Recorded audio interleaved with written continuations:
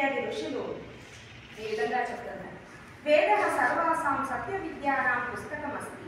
వేదస్య పఠనం పాఠనం శ్రవణం శ్రావణం చ సర్వేషాం ఆర్యాణాం పరమో ధర్మః. అంటే दस नियमाల్లో वेद सब सत्य विद्याओं का पुस्तक है. वेद का पढ़ना पढ़ाना और सुनना सुनाना सब आर्यों का परम धर्म है. दश नियमाలలో ఇది ఒకటన్నమాట.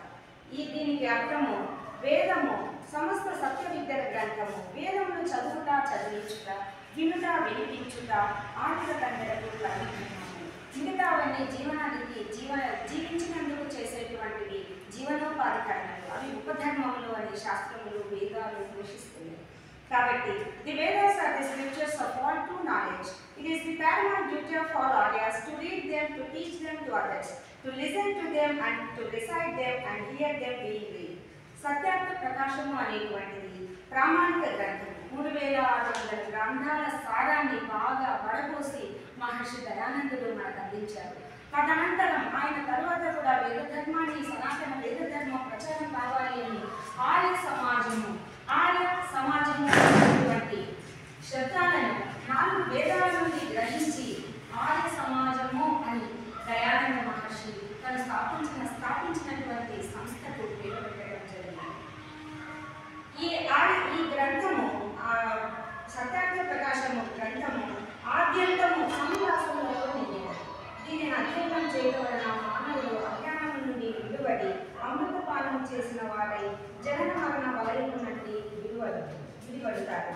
కావున మానవులందరూ ఆర్య సమాజంపై సత్యార్థ ప్రకాశము చదివి దేశభక్తి, మాతా పితృభక్తి, దైవభక్తి పొంది ఈశ్వర సాక్షాత్కార ప్రాప్తి నొంది మానవ జీవితం సఫలం పొంది తరిందుగాక.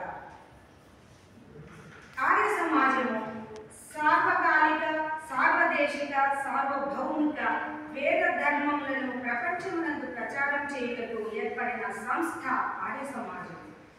ముఖ్యంగా ఈ మానవ లోకమున వేదములు ప్రచారం చేయుటకు మరియు మానవులలో గల అంధవిశ్వాసాలను రూపుమాపుటకు ఏర్పడిన సమాజం ఆర్య సమాజం.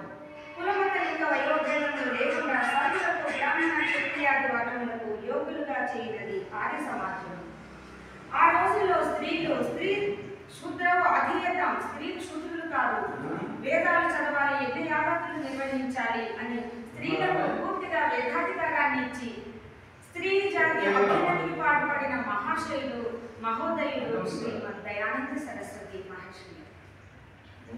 అదేవిధంగా ఆ రోజుల్లో 13 సంవత్సరాలలోపు అమ్మాయిలకు వివాహం చేస్తే అటువంటి చేసిన వారికి శిక్ష పడేలాగా, జైలు శిక్ష పడేలాగా ఆ రోజుల్లో లండన్ నుంచి ఒక బిల్ పాస్ చేయించారు డాక్టర్ హరవిలాస్ దాస్ గారు, హరవిలాస్ శారద గారు. స్వాతంత్రం వచ్చిన తర్వాత ఆర్య సమాజకుల్లో సర్వే చేస్తే ఒక్క వ్యక్తి కూడా ధూమపానం చేసే వాళ్ళు కూడా కనిపించలేదు. ఇది ప్రపంచానికి ఒక సవాలు. దేశ స్వాతంత్ర్యం కొరకు మొట్టమొదట కృషి చేసింది ఆర్య సమాజం.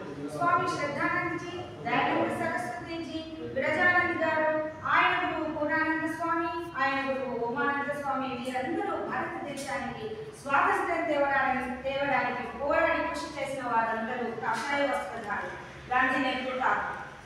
వీరిని చూసి వాళ్ళు చేశారు. తర్వాత దేశంలో ఖద్దరు ప్రవేశపెట్టింది మహర్షి దయానందుడు. గాంధీజీకి మహాత్మాని బిరుదునిచ్చింది స్వామి శ్రద్ధానందజీ. ప్రభుత్వ సహాయాలు లేకుండా ఆ రోజుల్లో ప్రభుత్వాన్ని ఏ సహాయము కోరకుండా వేద విద్యా గురుకులాలను స్థాపించినటువంటి వారు దయానంద సరస్వతి, స్వామి శ్రద్ధానందజీ. ఎలాంటి భేదము, స్త్రీ పురుషులు అని భేదం లేకుండా మానవులందరూ సంధ్యాగ్నిహోత్రములు, సదాచారము,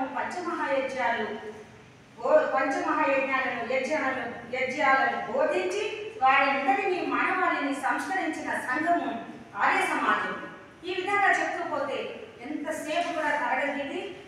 ఆర్య దేశం కోసం ప్రతిదీ, దేశ అభ్యున్నతికి, మానవాళి అభ్యున్నతికి, దేశ స్వాతంత్రానికి, దేశం కోసం పాటుపడిన వ్యక్తులు అంటే మొదట దయానందుడే. ఆయనను చూసి సుభాష్ చంద్రబోస్, భగత్ సింగ్, లాలా లజపతి రాయ్, బాలగంగాధర్ తిలక్, పటేల్, హంసరాజ్, సత్యానందజీ, స్వామీజీ, ఎంతో మంది మీద అన్ని దేశభక్తులందరూ, ఝాన్సీ రాణి అందరూ కూడా స్వామి దయానందుని చూసి ప్రేరణ పొందిన వారి. కాబట్టి దేశంలో ఏదైనా జరిగితే ఆ ఆర్యవర్తము బ్రిటిష్ పాలనలో ఉన్నప్పుడు ఆంగ్లేయుల పాలనను ఖండిస్తూ సత్యార్థ ప్రకాశం అనేటువంటి అమర గ్రంథాన్ని రచించినటువంటి దేశభక్తుడు మహర్షి దయానంద సరస్వతి గారు.